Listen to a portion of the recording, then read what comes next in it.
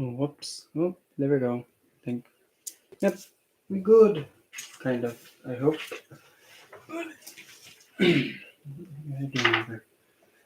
So here we are yet again for some more of the shenanigans like last night, but changing it up a wee little bit. So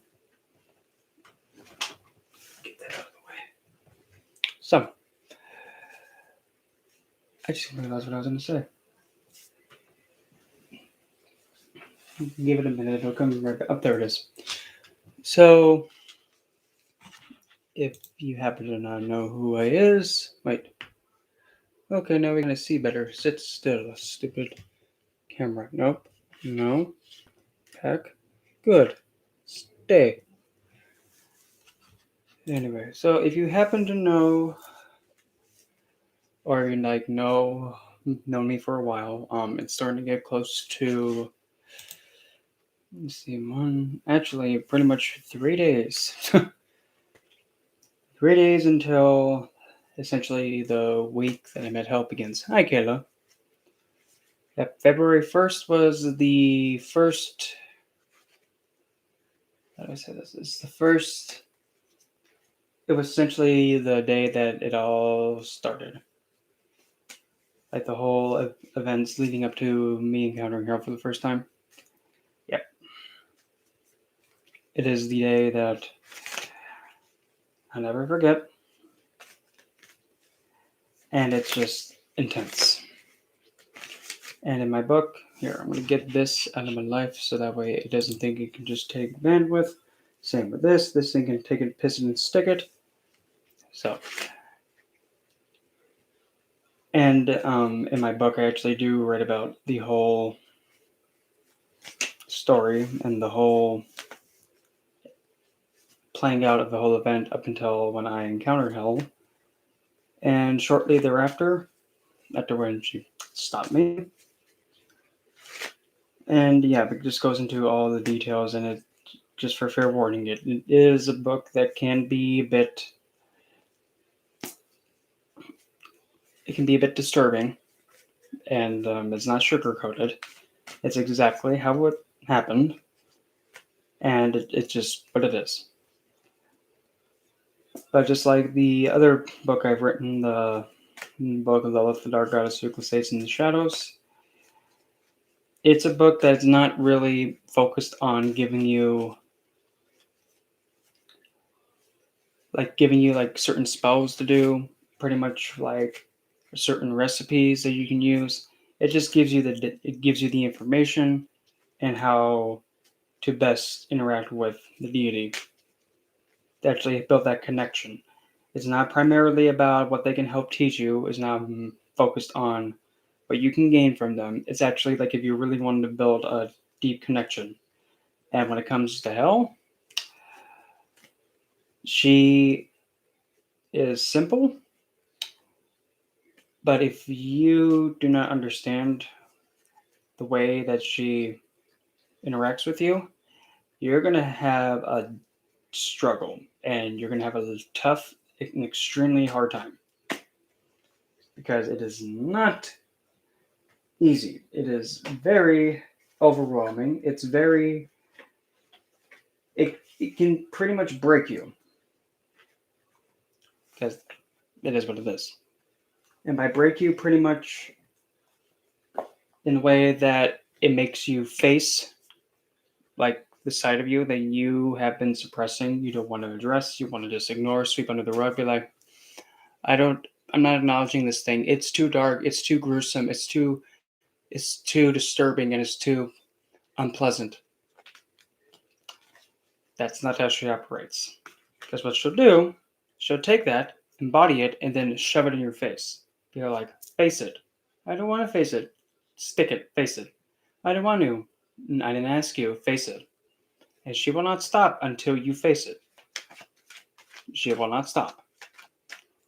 She's not doing it to be cruel. She's not doing it to be mean. She's not doing it to be all like, oh, human, I can make you suffer. No. The reason why she's making you face the parts of you that you do not want to face and are mortified of is because she understands as soon as you get over it, you won't ever have to face it again.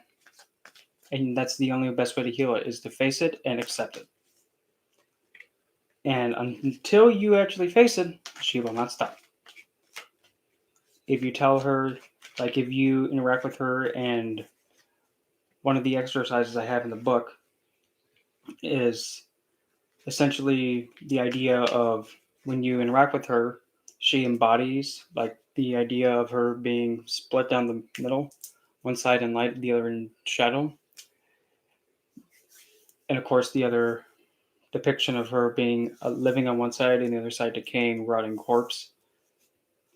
Whichever side is more prevalent, like if you're more at ease with yourself, more content, and more accepting of yourself, the lighter side comes through more. But if it's the other way around, like if you have a lot of suppressed and other unresolved issues deep within, that's the side of like the grotesque side being more dominant.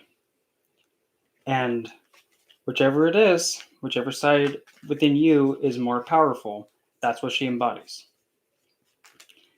And when you interact with her, she metaphorically, she pretty much surrounds you with that deflection back of how you are currently and inwardly. She deflects it back to you and tells you, face it and do what you have to do to get over it. But if you do not face it, it's not going to stop. And there are some people that would, of course, see that as like, that's kind of abusive, making somebody face their trauma and, coming to terms with it and pretty much being forced to swallow it and get over it. It is. It can be. But the thing is, if you take somebody who has been traumatized, and if you pretty much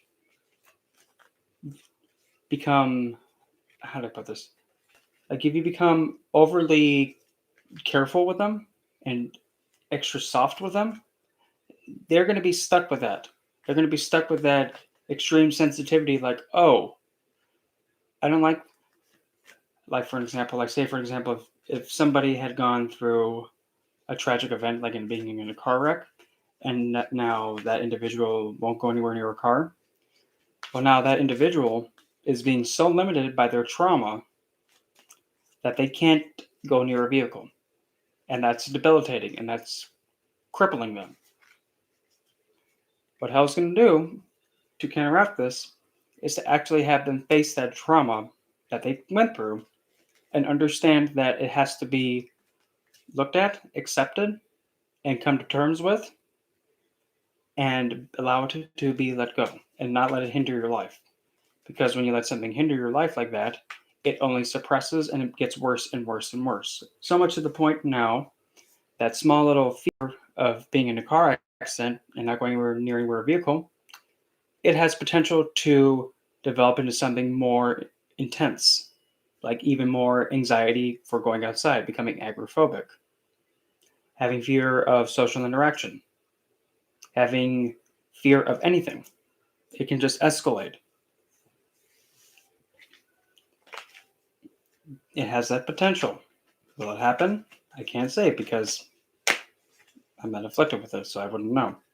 But I've gone through a lot of trauma and a lot of incidences which I wish I never had to witness. I've come to terms with them. It's just like it is what it is. It happened. I accept it. I'm glad it happened because it now shows that, oh, okay, I can now understand that it's not holding me back anymore, because there were instances where it was so intense, and even to this day, I still struggle. There are instances where I can see something that used to make me just completely lose control of myself and just like completely freak out. Hey, Mika, I could see or hear or have something get me into that extremely panic state that it would just make me just completely lose myself and I get blinded by the trigger. But as time goes on, and after I've surpassed it, I now come to terms with like, okay, this used to bother me, but it doesn't bother me anymore because it is what it is. It has no effect on me now. And there are a few that I still have to struggle with. Like for example, it is very, very, very, very, very difficult for me to get my blood drawn. like any kind of phlebotomy work, it is very difficult. Very difficult. And I've even had one of the phlebotomist people actually ask, "Are you okay?" Like right before they go in and become vampires and right before right as soon as they grab the syringe, I just start freaking. I just start like trembling. No, I'm not trembling. Tremoring. Here, let me bring this closer so you can hear me a little bit better and not hear background sound. But it just happens naturally. And as soon as the contact gets made, when blood's getting drawn, as soon as I feel the poke, it's just like, it's so hard for me to keep my composure. And I'm like tearing up in my eyes. It's just that intense. And long before now, the minute that I even saw just any kind of I was getting like a vaccine or any kind of thing like that, blood work or anything like that, the minute that I even just saw the poke thing or the needle for the shot, the minute I caught eyes of it, instantly flipped out and completely put into hysteria.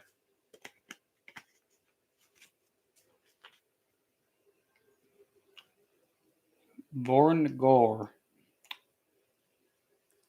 Sometimes I wonder if these bots know how to speak English, but that's none of my business. What do I know? Oh wait, at least I'm not made of a bunch of zeros and ones. But anyway. But nonetheless, that's just the reality of how much power some traumatic event can have over you if you don't come to terms with it. But when you come to terms with it, you get liberated from it. And once you're liberated from it, it doesn't bother you anymore. And of course, there are some things that are more easier to liberate than others, and some things they do take time. It is what it is. There is no right or wrong way to get rid of this, as long as there's some way that gets you walking in the right direction, no matter how long it takes. If it takes you almost a decade, or even, I think that's the right word, decade, 10 years, I'm trying to remember that's the right amount, but it doesn't matter how long it takes, even a decade, or even years, or even a few days, whatever the time frame is, there is no set in stone time frame to be able to come to terms and move past something. The right amount of time is what's the right amount of time for you. And only you can decide how long it takes. I can't decide, and nobody else can decide. Not even the doctor can decide because they are not you. And that's just the harsh reality of it. And then there are some that would say, well, why don't you just take medication for that? There's a problem with taking medication for it. You know what the problem is? Simply put, the emotions, the feelings, and how you emotionally react and connect and respond to other people, that ability gets so numb that you just exist all.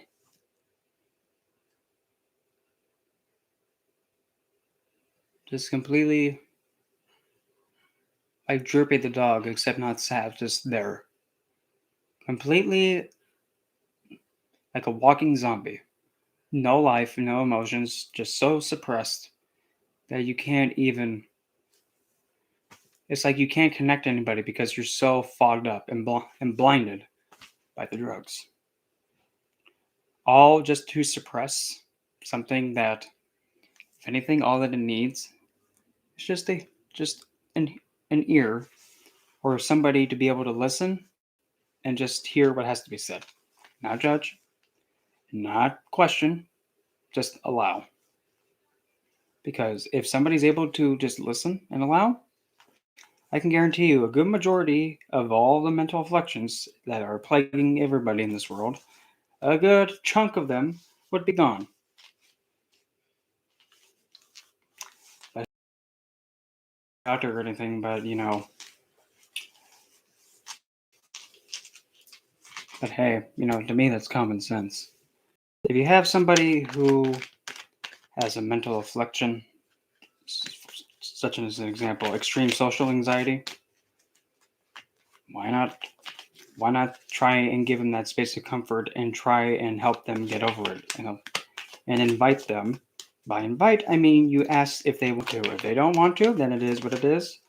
But just keep your hand out stretched like this. If they ever want to, entrust you with it, all they have to do is take it. Just let them know that the option's there. That's all you got to do. If they never take it, it is what it is. But you're still showing that gesture that the option's there. Hi, Moon. And all they have to do is grab it. And once they grab it, what happens afterwards? Keep yourself focused on them. And I can guarantee you things will start to go in the right direction. It may take a while, but things will start to go where they need to go instead of this constant loop of extreme social anxiety, and then they cannot even function like a normal person or even live a life that they're supposed to be living, which is being fulfilled, happy, and having everything that they want and experience as much as they want to. But instead, everybody's like, okay, here, take the meds. And that's no way to live. Because really, life is meant to be enjoyed. If you're living your life like this, I'm so happy. I'm so excited to see you. This is not enjoyment. This isn't, no. This can't be enjoyment. You know why? Because you feel like you're Droopy the dog. And you're just so meh. There's no life to you. There's no energy to you. You're just existing and kind of bleh. No, that's not enjoyment. Enjoyment is actually being able to feel how you feel and express it however you need to express it or want to express it and be allowed to. That does as well go for people that have other kind of psychological disorders, for example, psychosis, some levels of like all the levels of schizophrenia, or essentially the delusion disorders or illusion disorders, even including but not limited to dementia. That counts. Same thing with Alzheimer's, it counts. And funny enough, believe it or not, Alzheimer's, no wait, I wouldn't say Alzheimer's, but more like dementia and schizophrenia are. I don't know if the FBI is gonna like me if I say this, but screw it. Here, hold my wine glass. Schizophrenia and psychosis and dementia are very similar, if not almost completely almost the same. Except the difference is dementia tends to afflict the elderly more. And usually schizophrenia and those other disorders tend to be more lifelong. And dementia comes later on in life, but still. They are pretty much almost near the same. One faces delusions and tends to be detached from the world. And what's the same with schizophrenia? They being put into a state where it's not the same state of awareness as anybody else. Only they can see or hear or interact with the delusions, nobody else. And I'm probably not even responding to this awareness or any other in a different state of awareness, just like dementia. But what do I know? That's none of my business. I'm not a doctor or anything, but okay. I'm just saying. But nonetheless, there is this big thing that I advocate heavy for. For those that actually do struggle with that affliction, like schizophrenia or any of the psychosis related disorders, here's a kicker for all of you. They actually have an advantage over all of us. And you're probably looking at me like I'm nuttier than nuts. How can they have an advantage over us? How in the heck does that make sense? Simple. They can see what we cannot see. They can hear and they can interact with stuff that we can't see. They are more aware of the stuff that is completely hidden from us. They are actually blessed with it. And what they see and their viewpoint, what they experience, and what they're facing in the current moment when they're in one of those moments where they can see something that we cannot, or hear or interact with something we cannot comprehend at our level, that's vital. That is something that is supposed, I mean, at least in my opinion, that's something that needs to be, oh, I don't know, what's that word? Appreciated, respected, and seen as a core. Um, just had it.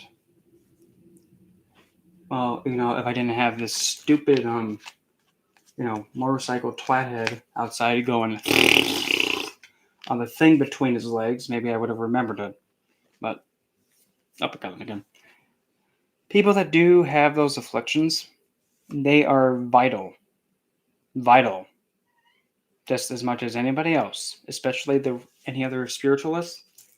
Those people with those afflictions are just as vital as a spiritual practitioner. And the betterment of mankind and society. They are just as important, regardless about what anybody else says. Like, oh, they're crazy. No, you just don't understand them. Oh, they're insane. No, you don't understand them. They are just completely sick in the head. No, you don't understand them. If you don't understand them, then don't even bother to, try and spew your insults at them because you don't understand them. If you don't understand something, there's nothing wrong with asking questions and trying to figure it out instead of being all like, oh, freak. No. Mm-mm. Because if somebody has the audacity to call somebody a freak for something that they cannot help, okay, I'll keep that in mind. Because just like what's also in the book, one of the things, like one of the 13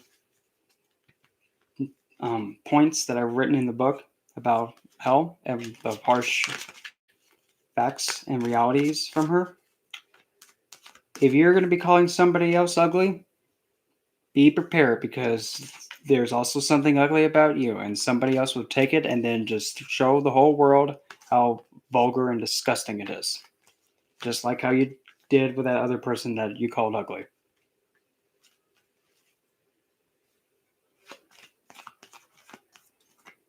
Well, for past life, that's usually if there's how do I put this?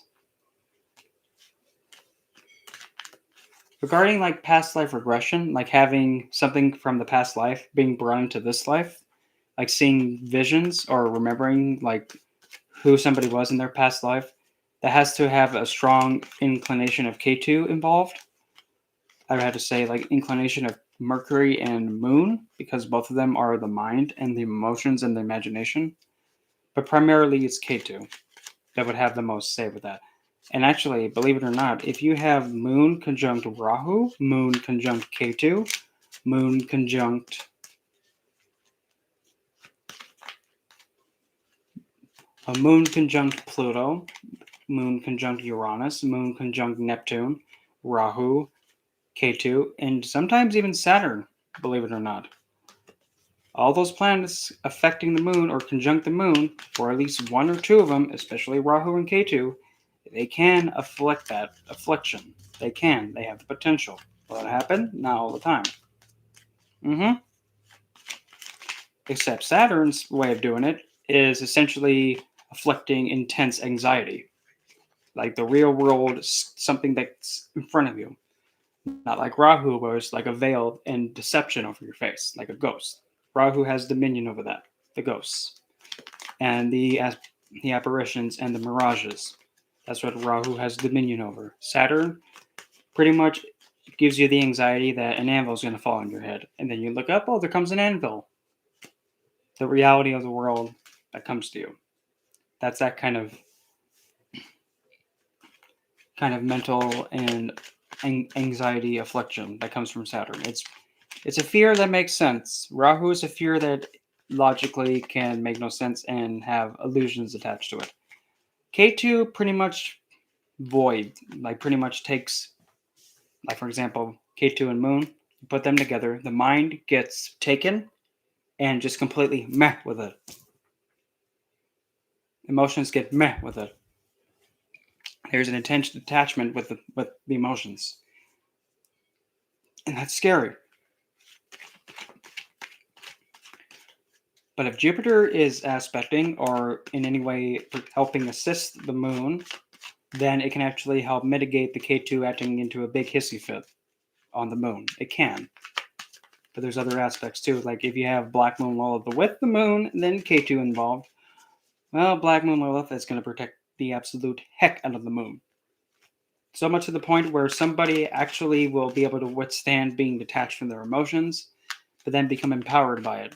Like for example, you can actually see somebody who's so detached from their emotions that they can be emotionally like swung at, like be told all these harsh, cruel things and try to get their feelings hurt, but they're not going to flinch to it. In fact, they'll actually do that same thing back to the person that did it to them. Because that's regarding nakshatra. Now that would be something regarding. Let's see. You can say some nakshatras such as Jeshta can be one. Vishaka is another one that's that can be pretty much all over the place and unstable. So is not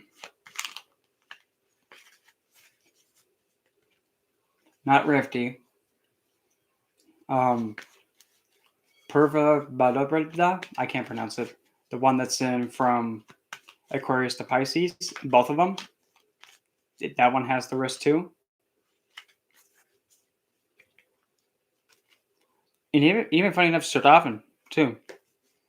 And you're wondering why Sardavan? Well, simple. Sardavan is all about listening and hearing. You put the moon there. Somebody's actually able to hear and interact with beings that are, the common man can't hear. And they're actually the ones that can actually hear voices the most. And guess who has Sardavan in his, Vedic birth chart? And boy, is that accurate.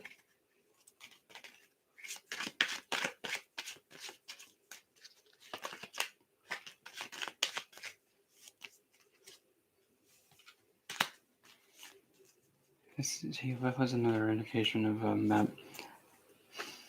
And also the 8th house too. But then again, it depends on what. Depends if moon's associated with the 8th house or. If anything, probably the most scariest position to have moon in. And this can be pretty difficult depending on like if the moon's waxing waning.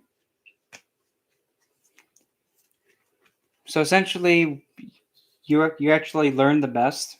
Well, having Mercury and Shravan and Pada 3, you tend to learn the best by being able to listen and communicate and exchange ideas with other people and people that teach. You like to have you like to assist others and gain learning experience and learning of subjects, but also teaching of subjects to other people by listening and speaking back and forth. And being able to have an easygoing way of communication, because that's the third pada, which is going to be ruled by Gemini. And Gemini is all about having the easygoing, everyday kind of a talk. It has the ability to connect and exchange.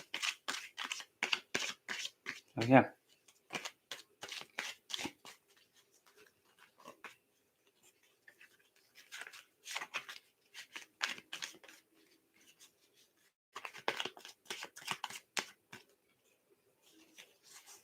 Moon in Hasta in the 8th, 9th. Okay, so Moon in Hasta.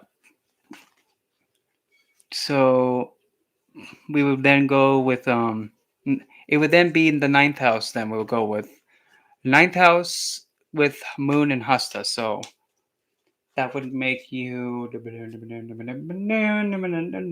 would be Okay, that would go like Capricorn, Lugna then. So pretty much you would have Capricorn, Lugna, Cancer, Leo, then Virgo, Hasta.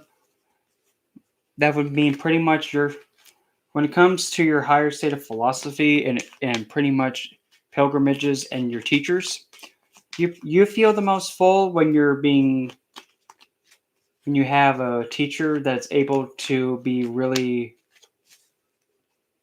able to connect with you and grounding, but also being able to teach you how to use your philosophy, sacred texts, or any kind of higher forms of learning to actually go out in the world and actually mend and heal people and and also work with your hands. So essentially, if you're working like if you're being taught how to, like for example, do Reiki, you need to be able to use your hands with Reiki. And Reiki, believe it or not, is also the eighth and ninth house. Ninth house is higher forms of intelligence. Healing, that's ninth house as well. But Virgo and Hasta, that's doing a karmic service with the hands. And healing hands, that's ruled by the moon. Hasta is ruled by the moon. Being able to use the hands to heal. And especially since it's long distance travel, you feel the most secure learning from somebody who is kind of like a motherly figure in a long distance way. Like if you have a guru that's from a ways away, you'll actually be more comfortable with that, and also of a different culture too.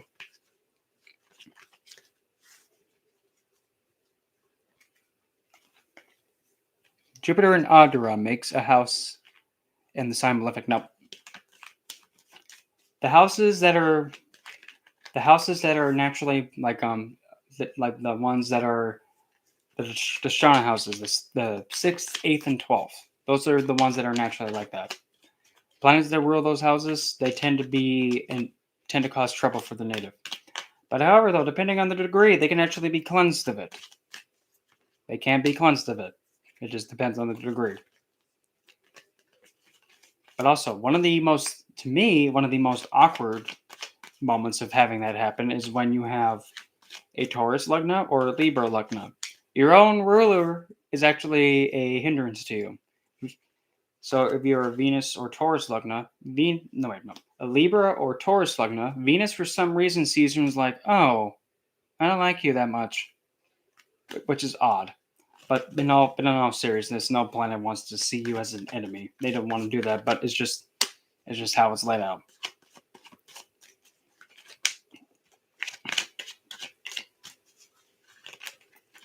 And for Cancer and Leo ascendant, those two, no matter what happens, they're stuck with having Saturn as their seventh house ruler. Mm-hmm. So it's like, okay, if you're gonna be if you under 15 degrees, nope. Naturally, it will not cause that. Jupiter being in a certain nakshatra will not make him automatically malefic. And even then, too, even if Jupiter has to cause harm to you in some way, shape, or form, he'll always attempt his best to mitigate damage done. That's just his nature. And then you have someone like Saturn who doesn't give a crap if he breaks you. He's just like, good, you suck. Maybe if you weren't stupid last night, I wouldn't have to break your neck. It is what it is. And funny enough, believe it or not, if one of those tragic events happens, instead of being like, damn you, Saturn, why'd you gotta break my leg? Well, it had to come sometime. It just looked good then.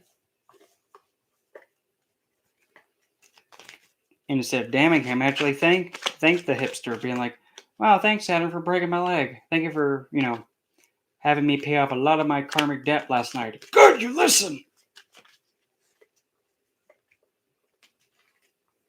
Saturn, wait, as your Atma, the planet with the highest degree? If it's your Atma Karaka, I'm jealous.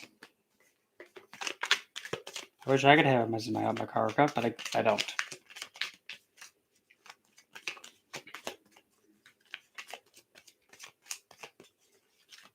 Mine's Venus. And at least for me, Boy, do I have a quite the combination with this one here. Here we go.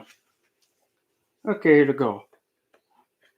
So my Makarka is Venus, and being a Capricorn Lugna on the Vedic side, and even also Aquarius on the Western side.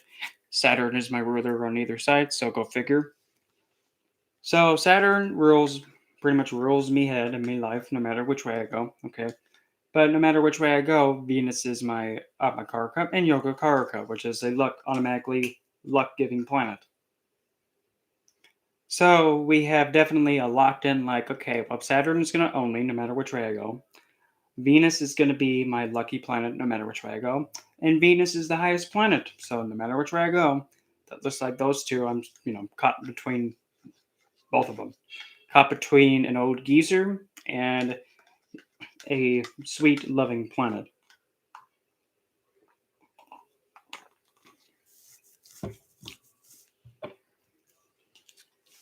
And if we want to be extra technical, because why not? Let's just be extra technical.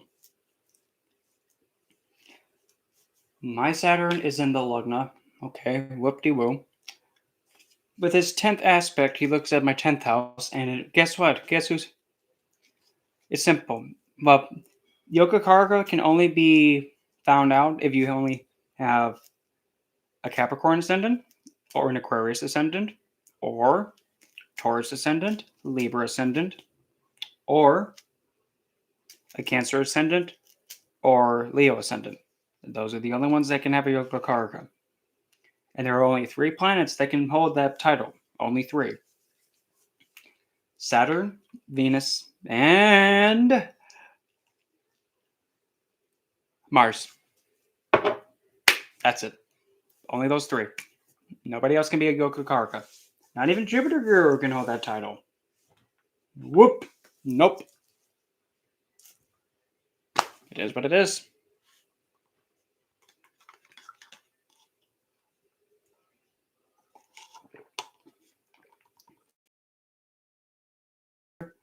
Taurus, Libra, Capricorn, or Aquarius ascendant. If you're a Gemini ascendant, Pisces ascendant, Sagittarius ascendant, Aries ascendant, or Scorpio ascendant, you don't have a Yogacarga.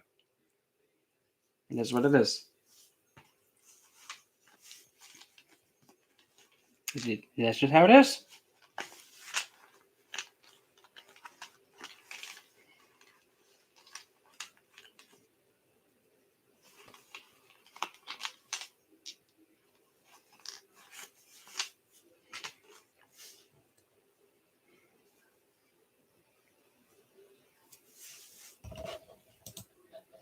Hold that thought for a second, Kayla. Hold that thought. Keep that right there. I gotta take a look at something.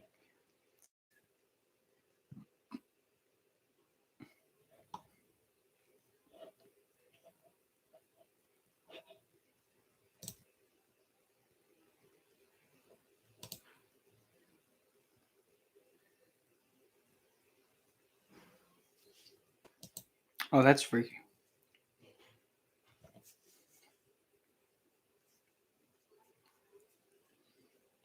To answer your question, Pluto, I look at both.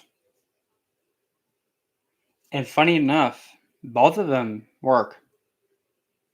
It's just the same thing, just painted with a different picture or different color of paint. It's the same thing that comes out, it's just spoken differently. Both are accurate. They both radiate the same.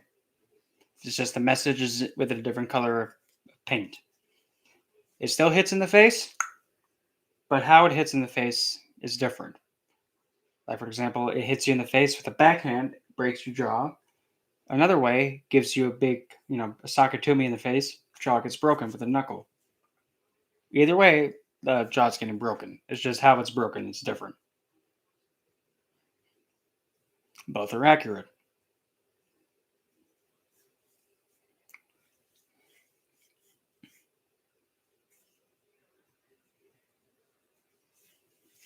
Actually, let's have a funny little cute little pop quiz real quick. I'm just gonna put this in the chat and let's see. Let's see. And this is a serious question. Yeah, let's go with that one. Okay, here comes serious question.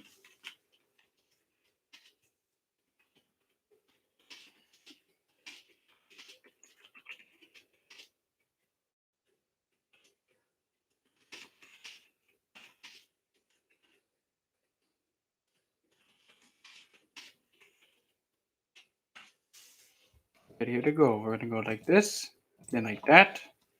Then we're gonna go this one. Let's put there. Then let's put that there. Let's put that there. And then last but definitely not least, let's put in a difficult one.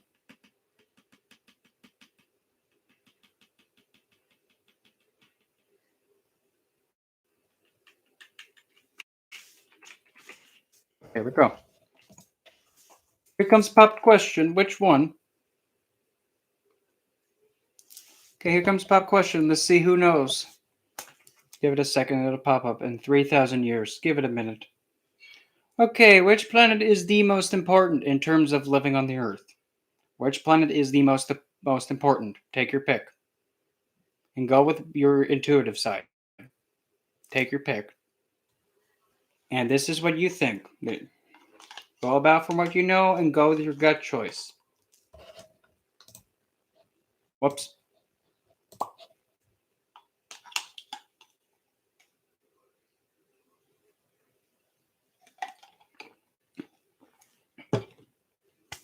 Okay. We got the one for sun. We got one for the big ball of flaming. Anybody else going to take a gander at it? Okay, we got the one.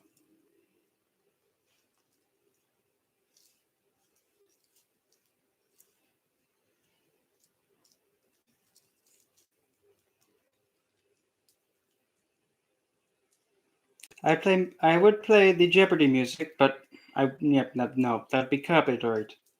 And I don't want to have copyright strikeout. Wow.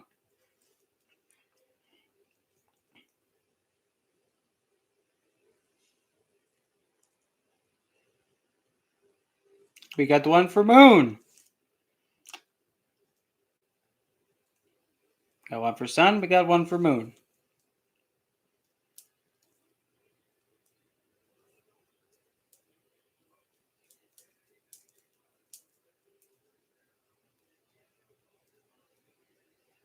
We got two for sun. One for moon.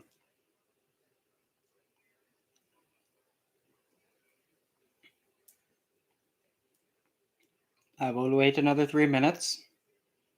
And then the poll will be ended. Then I give you a correct answer. We got three for sun, one for moon.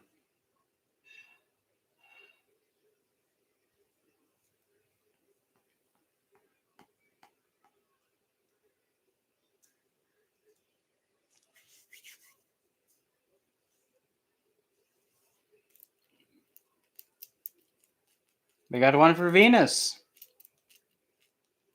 And we got one for moon, one for Venus, and the rest are sun. And poor Rahu is left in the dust with nothing. Poor guy. Poor Pac-Man.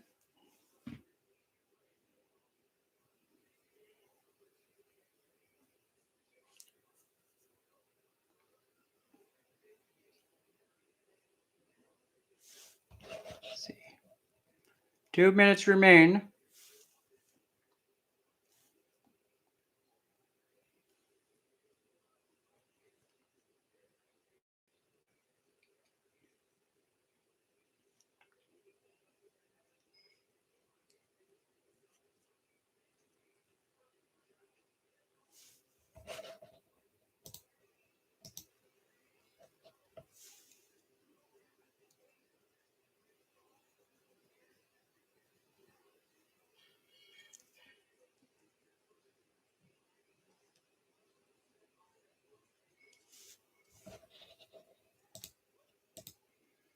Let's see. Yep, still 2 minutes remain. Oh, maybe that's why my, connection's so bad, because I have that running. Get it out of my life. I have one of my game updaters going, and I'm like, nope, get it out of my life. We're done with it. Maybe that's why my connection was like so horrendous. Go figure. Whoop. 1 minute remains, and then we'll then understand. Well, not really understand. Then we will see what the correct answer is. Which planet is the most important when it comes to living on this rock called Earth?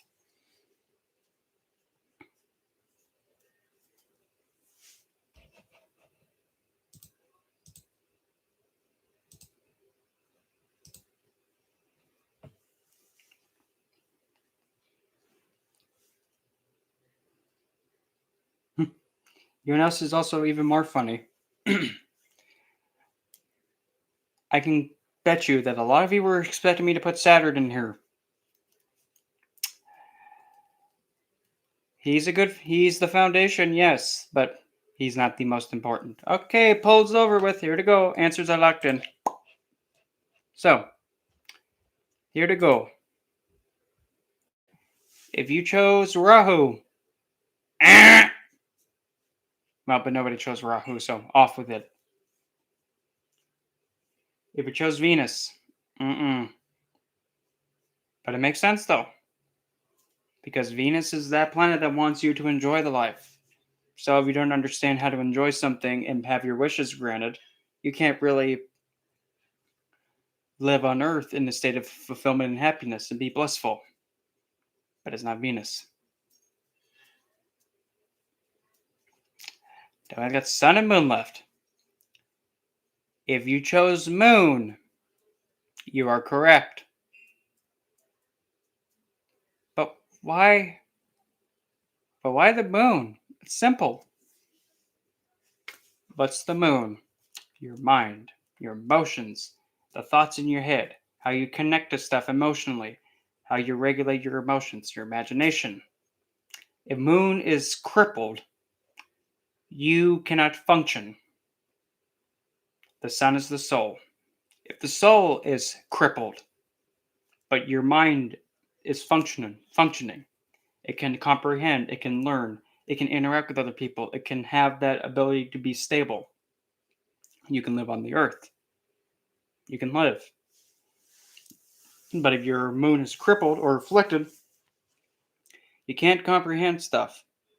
You can't have security. You're unstable. Your emotional responses is chaotic. You can't really live because your mind and emotions and emotional reaction to what's around you is out of whack. That's why even over in Vedic astrology, moon is the most important. Sun, the king, is not as important. But the moon, the queen, better believe she's the most important. If something happens to her, well, uh-oh. If that makes sense. Hmm. Let's see here. What's another question that I could put out there? Just let's think of another one. Let's think of another question. Here's a good one. This is going to be a good one. Here's another pop quiz. Maybe I should make it like a game show out of this. Next pop quiz. Which planet shows the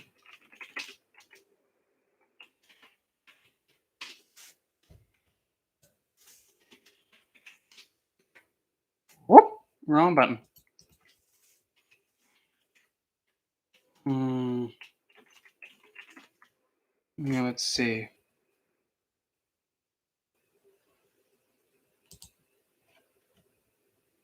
Like creating a hmm.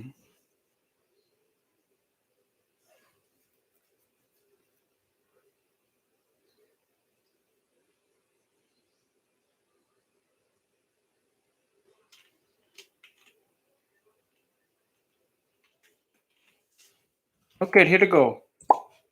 Next question. Give it a second.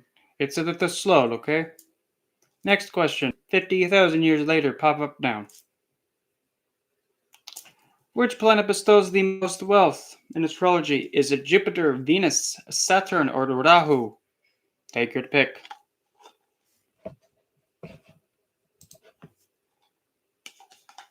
And by wealth, meaning the wealth of anything, wealth of finances, wealth of knowledge, wealth of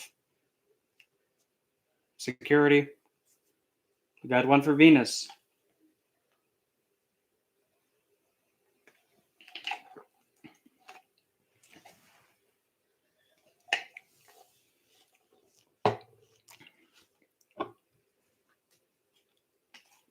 We got one for Jupiter Guru.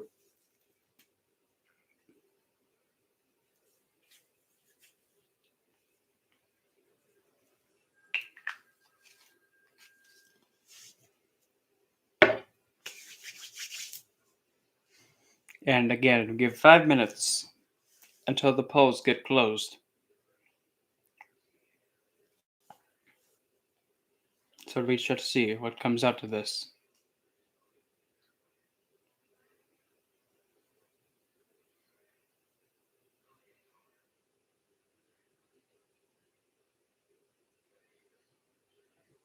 Do do do do do do. No, but wait, I can't do that because that copyright. I get me head ripped off. Go to figure. Oh, hello. Wrong button.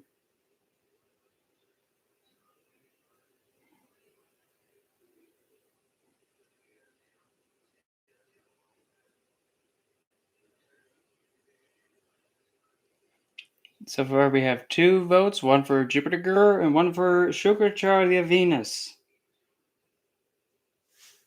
We have another one for Venus. We have 3 minutes remaining.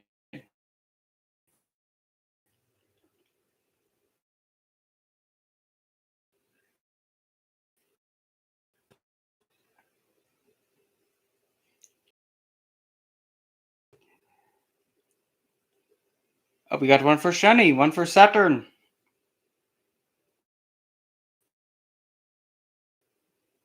And I'll say it one more time.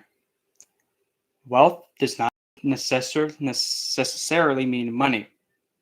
Wealth is an abundance of whatever you deem fit. It can be wealth of money, wealth of knowledge, wealth of communication, wealth of learning, wealth of gaining. We have Shani, we have Jupiter at 1, Venus, I'll just say the percentages.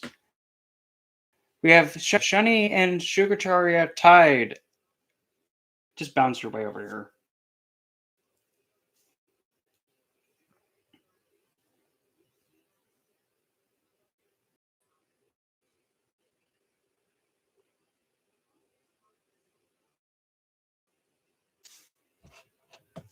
My connection is stable. Stop hissy fitting.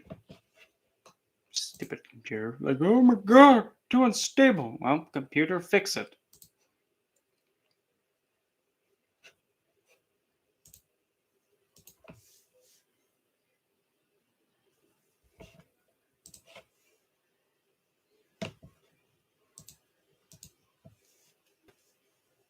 One minute remains. It's like, place your bets now on Graha that you think gives you most wealth of stuff.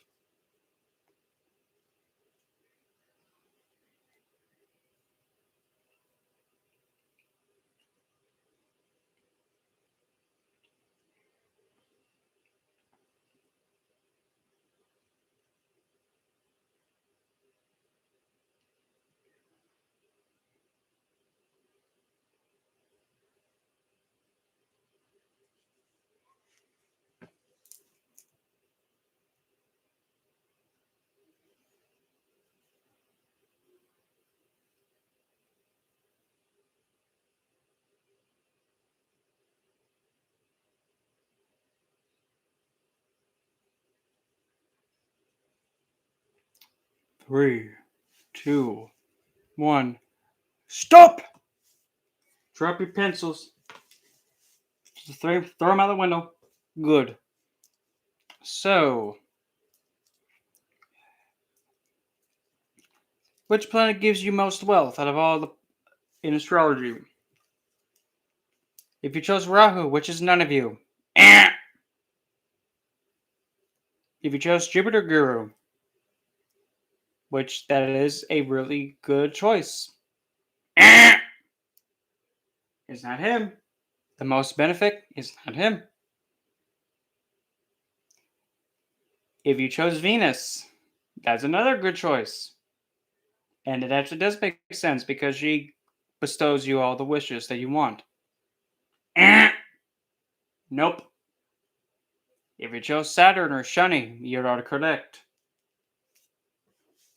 And now you're probably thinking, what? How can this angry old pissed off old geezer, how can he give me the most wealth of anything? Well, if you really try for this stuff, and if you prove it, maybe I'll give it to you and more. Mm-hmm. If you put in the effort towards whatever you're going towards, Saturn keeps a note of it. If you push yourself and go through intense struggle and persist regardless of how long it takes, he'll actually reward you by paying you all the effort back to you. That's how he works. Whatever you put out, Saturn puts it back to you by matching it and giving you the reward. For example, if you put in so much time building up your, like, say, if you're going to start up a business and you're putting in hours upon hours upon hours, and things just keep crumbling and you're so close to giving up, but you just keep trying and going for it, and you have so much obstacles coming in the way, but later on down the line, the business gets up and you're not having any profit. In fact, you're losing money and it's becoming more of a pain to keep it upkept. But in due time, while sticking with it, later on down the line, your startup business that you had, like your self-run business, goes from just a one employee to now turns into a corporation. Just like that. That's the potential Saturn can do. But unless you get off the tush and push for it, Saturn is not going to reward you by just sitting there going, why can't I have what I want? I've been working on it for a few days. Can I have it now? No!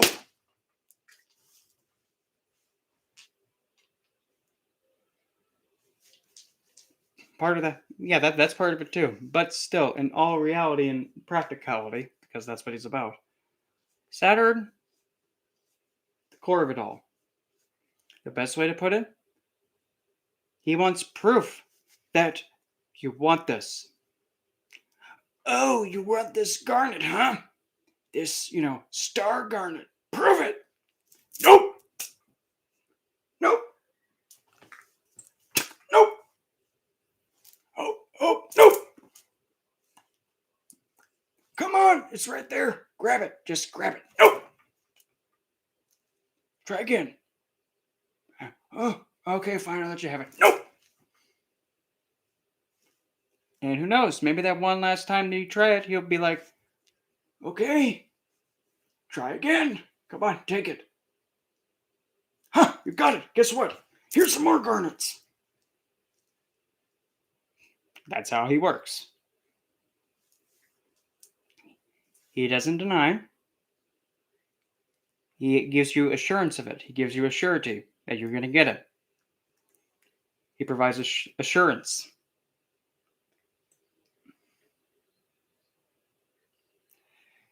Whenever Saturn is drunk in a house, retrograde, limitations and boundaries become broken. The potential of where he's sitting gets unbound. In other words, like for that example, ninth house, drunk Saturn in the ninth house. When it comes to your higher education, philosophy, education from gurus, teachers, and long distance travel, and interaction with other people of different cultures, you have barely any limitations. You're limitless. Also, depending on what dignity is in. If Saturn is retrograde in Aquarius, you have the old geezer doing backflips because he is so happy and so powerful. If you have Saturn in Aries, pissed off but drunk, he acts like he's exalted. Same thing backwards. Saturn drunk in Capricorn. Okay, he still removes limitations, but he does make you work a little bit harder.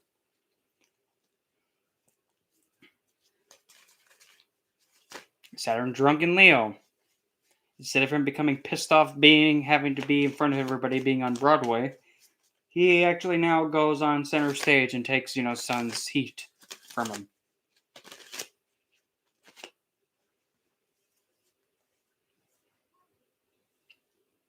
It also depends on aspects too, but nonetheless, still, it's good. Why is this happening?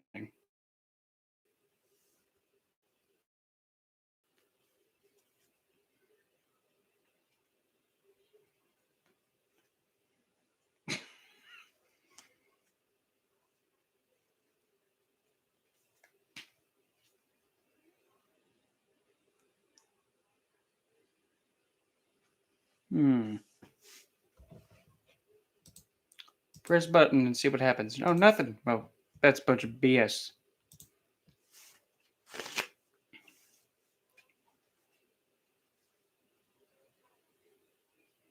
I will do one last question, and then I must take my leave. I gotta finish transferring all the stuff off my phone onto the book and get it all formatted and make sure everything is nicely put together and edit this thing. So, last question. Good luck. You may need it. One, two. Hmm.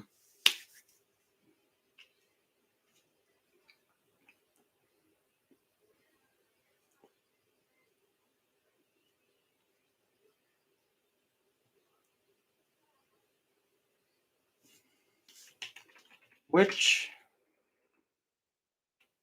is the most malefic? Here we go. And by most malefic, I'm talking about naturally.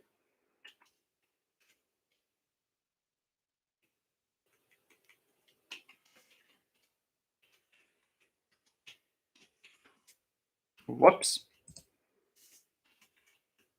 Dang it, wrong button. Aha, we good.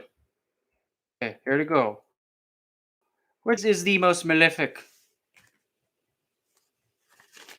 Place your bets now.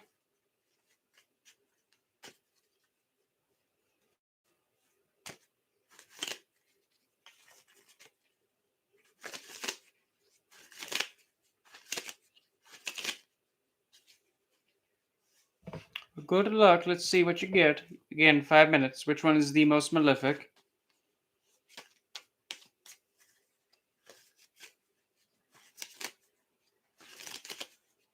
We got one for Mars. We got one for, the most violent. Okay.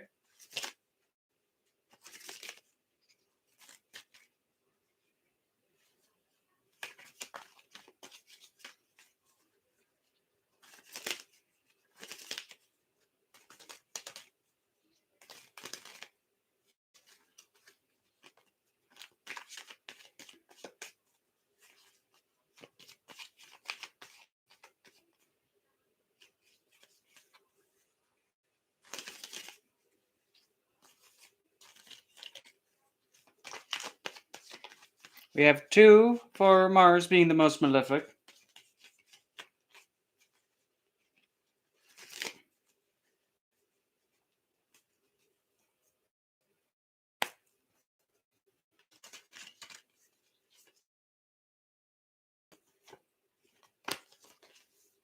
We have one for Rahu being the most malefic.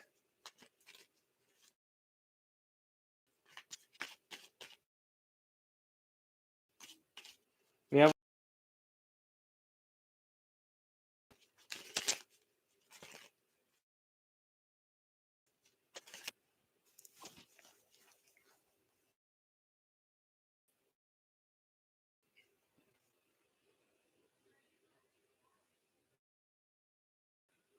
4 minutes. Well, 3 minutes remain.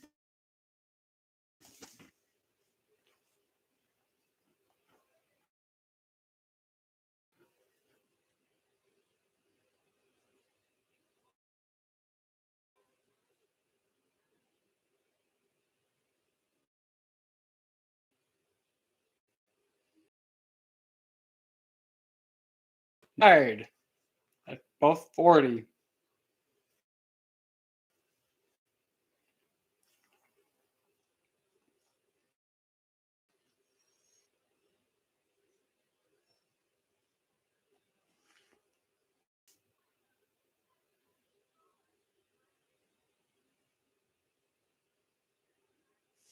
Two minutes remain.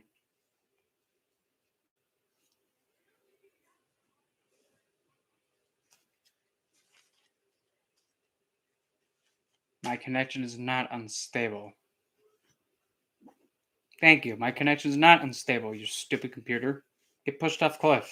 Not on face. Still 2 minutes remain. Which is the most malefic? Saturn, Rahu, Ketu, or Mars? So far, it's a tie between Rahu and Mars.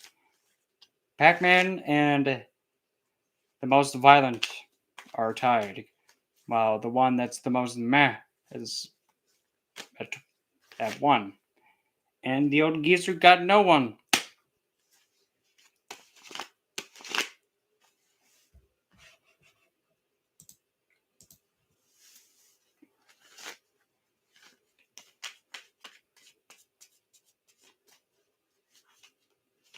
One minute remains. Place your bet. Zeus. Bloody dog.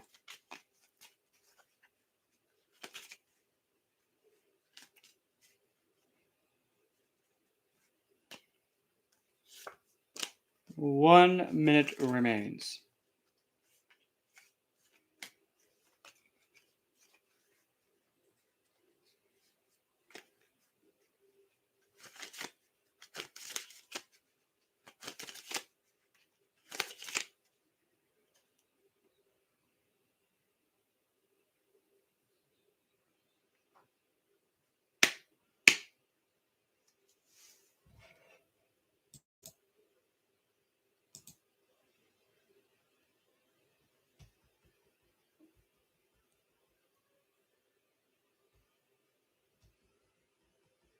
And stop, drop your pens.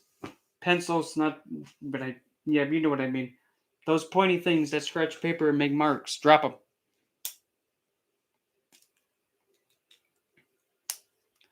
Let's see, which planet is most malefic?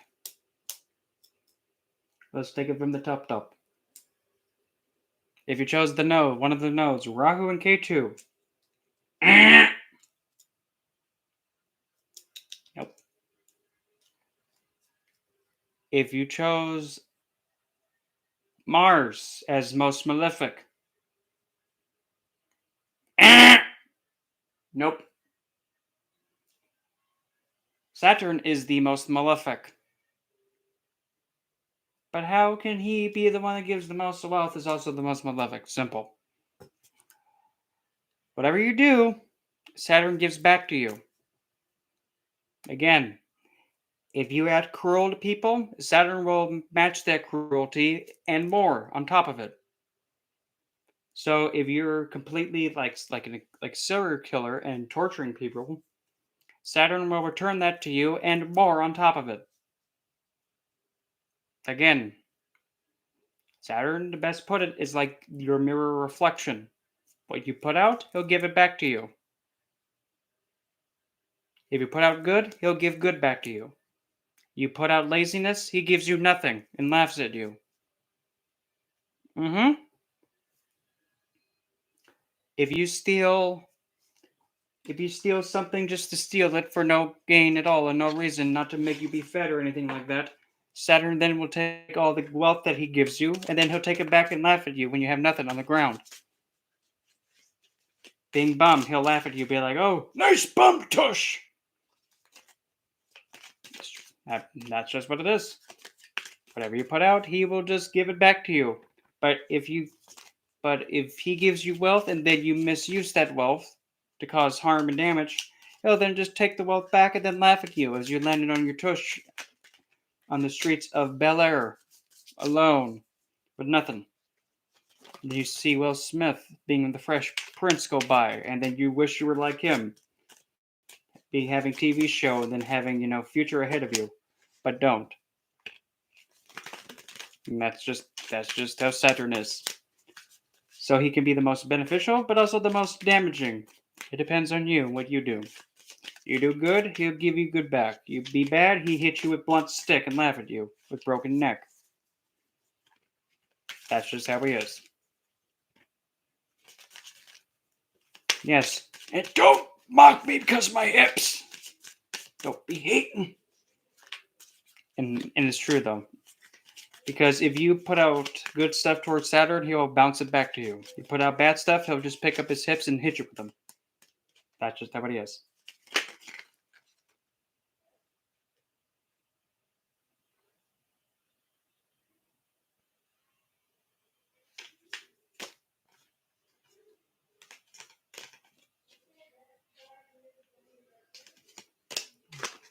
So, anyway, that's all the time I have for tonight.